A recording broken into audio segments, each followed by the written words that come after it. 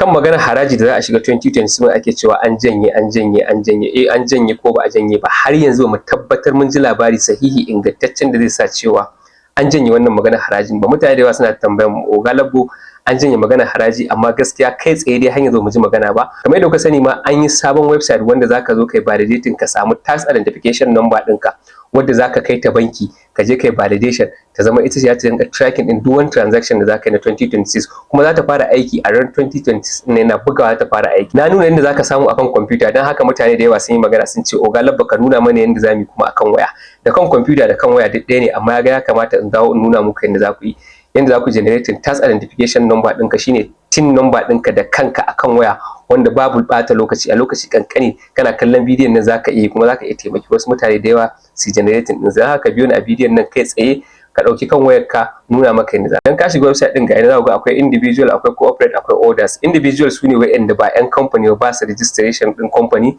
shine individual wanda ba ɗan kasuwa ba zai tin number shi ma, to shine zai zo ya sa nin number ɗin shi, sai ya sa sunan shi, ya sa surname ɗin shi, confirming date of birth kamar yadda kuke gani filling form ɗin nan ba shi da wani wahala. Kawai za ka sa sunanka, ka sa nin number ɗinka, ka sa sunanka, sai kai filin, sai ka sa date of birth ɗinka, sai kai submitting. Idan ka ga yi submitting bai nuna maka haka ba, so maybe ka canza surname ɗinka ya koma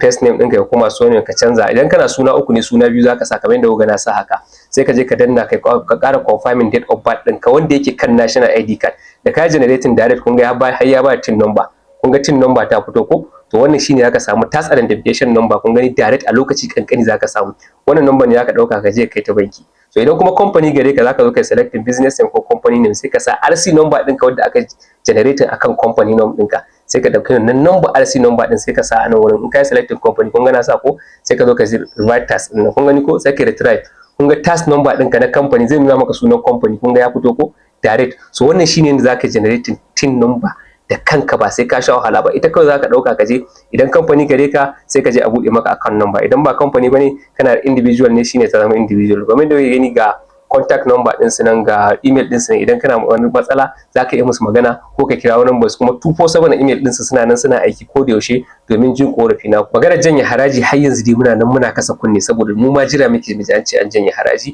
Mun ji 'yan majalisu sun kai koke sun ce a janye haraji, har yanzu ba wani takamaiman magana da muka ji an janye. Amma abin da ya kamata a ce kayi a matsayinka da ɗan kasuwa ko kuma ɗan ƙasa wanda ya san haraji ya tabbata akan shi, shine duk wani kuɗi da zaka tura ka tabbata kana da narration ɗin shine me dalilin tura shi. Duk wani kuɗi da zaka yi receiving kai ba kana ƙididdiga kenan, duk wata ka rinka aje kundin duk wani transaction ɗinka da kai, duk wata kana aje shi, wannan watan ka aje, wannan watan ka aje, wannan watan ka aje, yanda zai maka sauƙin lissafi. Wannan su ne hanyoyin da zaka bi. Idan wani kasuwanci ya haɗa ka da kai da ni da Oga Labbo, kawai magana kafin ka tura min kuɗi in gaya maka wani irin narration zaka tura, zaka sa a jiki domin da ni da kai mu gudu tare mu tsira tare. Har yanzu muna nan muna register Corporate Affairs Commission shine CAC. Idan kana buƙata ga lambar waya nan zaka iya magana akan WhatsApp, za mu maka registration sabo limited ko kuma business name karamin kamfani, duka duk wanda kake bukata za yi maka. Ko kuma kana buƙatar upgrading ko kuma canjin suna ko change of director ko biyan annual return, duk wani activity da ake na CAC za mu yi maka.